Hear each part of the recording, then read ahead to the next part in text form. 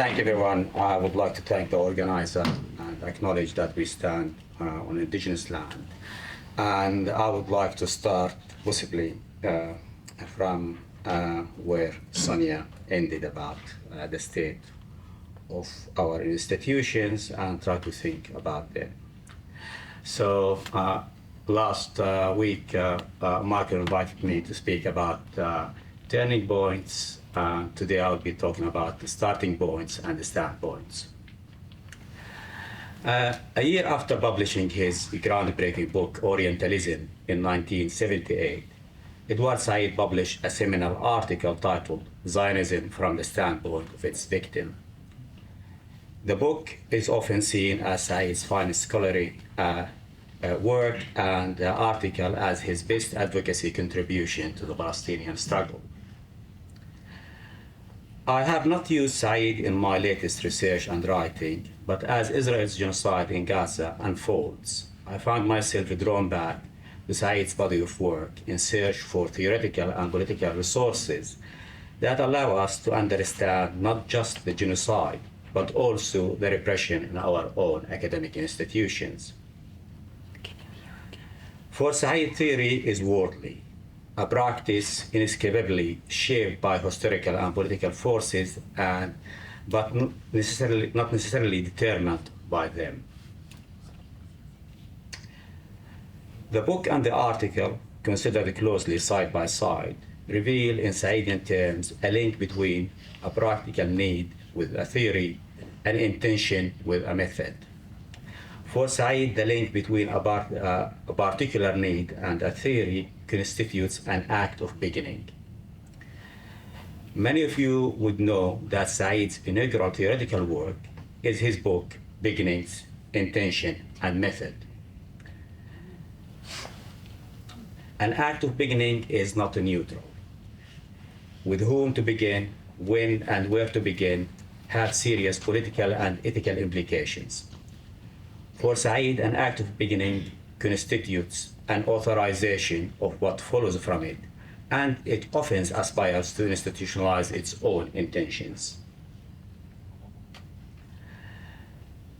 Identifying starting points and standpoints is crucial to understand the discursive, institutional, and epistemic coordinates according to which the question of Palestine has been and continues to be posed politically, morally, and intellectually.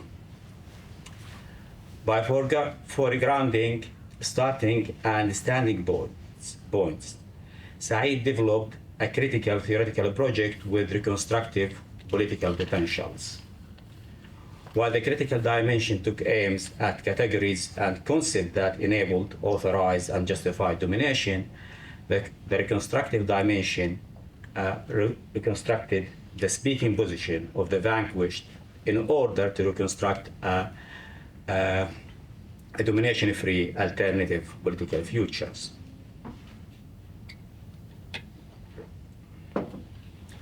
Taking the late 18th century as a very roughly defined starting point, Said discussed and analyzed Orientalism as the corporate institution for dealing with the Orient, dealing with it by making statements about it, authorizing views of it, describing it, by teaching it, settling it, ruling over it. In short, Orientalism as a Western style for dominating, restructuring, and having authority over the Orient. As such, Orientalism for Said is a product and a producer of a domineering starting point and a dominant standpoint. Emerging out of the comparative philological traditions in the context of expanding European domination, Orientalism concerned itself primarily with differentiation and ranking. Placing Europe as the reference point of all human history, Orientalism presumed hierarchical relations between its objects of research. It exposed an understanding of progress that enrolled historical and social facts to explain how Oriental societies failed to adapt themselves to change.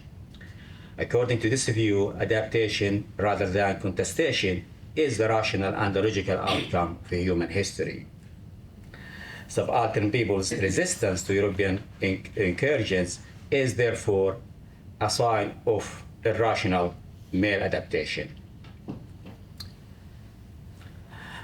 Laurie Allen argues that as Arabs, as predominantly Muslim, as opponents of the Israeli state that claims to represent the Holocaust Jewish victim, Palestinians have been entrapped within layers of Orientalist discourse and political structures that silence or ignore their claims and critique, constituting them, in the Palestinian anthropologist Amal Bishara's words, as epistemic others. Therefore, before foregrounding the Palestinian standpoint, Said needed to begin by apprehending and critiquing the very constitutions of the imperial esteem of Orientalism. It is hierarchical categories, it is domineering intention, and it is discursive coordinates. For Said, denaturalizing the cultural and political hierarchies of Orientalism was the first step, the starting point in reconstructing the subject position, that is the standpoint of the Palestinians as intelligible and audible agents. In the introduction of Orientalism, Said outlined at the outset his relationship to his object of study. Following the Italian thinker Antonio Gramsci, Said called to begin intellectual pursuits by making historical inventories of the self. According to Gramsci, the starting point of critical elaboration is consciousness of what one is and is knowing the self, as a product of historical processes to date, which deposited in you an infinity of traces. Said approached Orientalism, as he put it, with an attempt to inventory the traces upon me, the Oriental subject of the culture whose domination has been so powerful a factor in the life of all Orientals. In other words, Said declared his interest in studying Orientalism not as exclusively academic matter, but also as a political and historical one.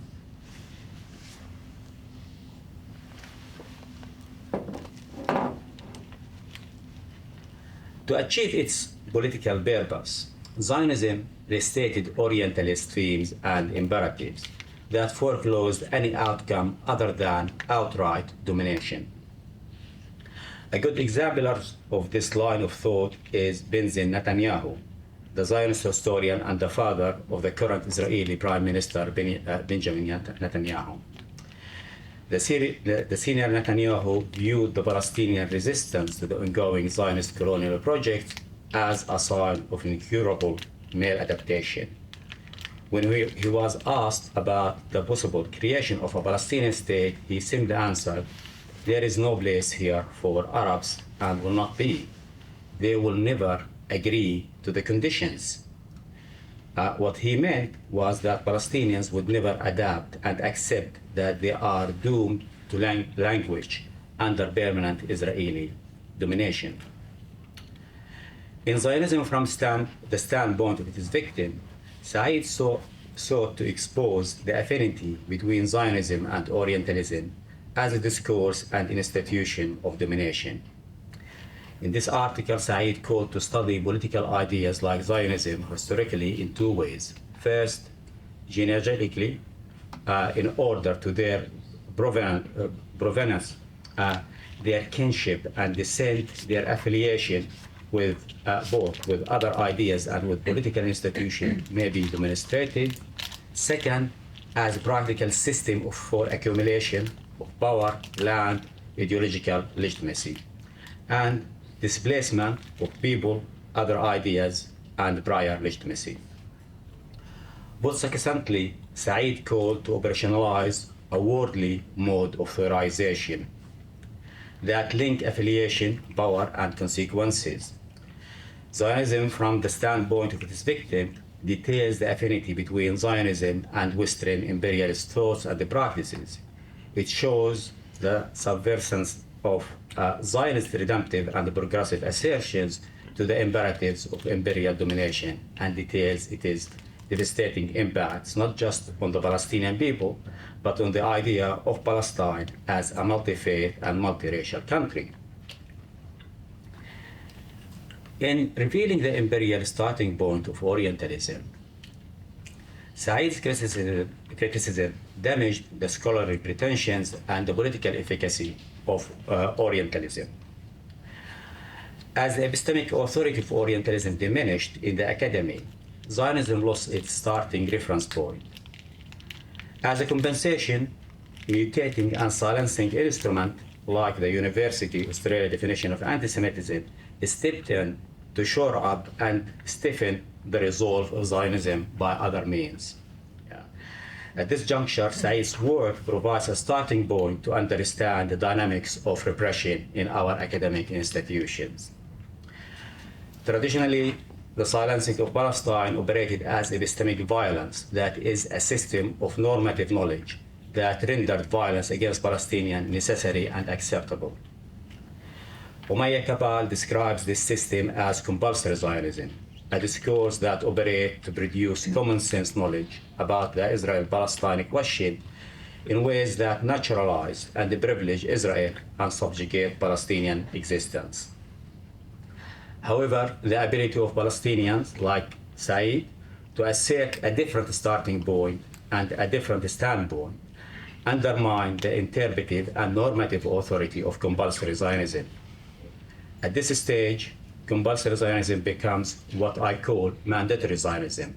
That is, this Zionism is no longer produced through the circulation of knowledge, norms, and common sense assumptions, but it relies on institutional, procedural, and administrative enforcement to impose and sanction privilege and hierarchy. So, to conclude, rereading Said in the time of genocide is necessary not just to understand the historical injustice in Palestine, but also to understand theoretically and politically the world that Zionism as a starting point and a standpoint implies. Rereading Said meditation on starting points and standpoints allows us to understand the current turning point in which Zionism reveals itself as the reference point of racial supremacy and coercive institutional civility. Thank you.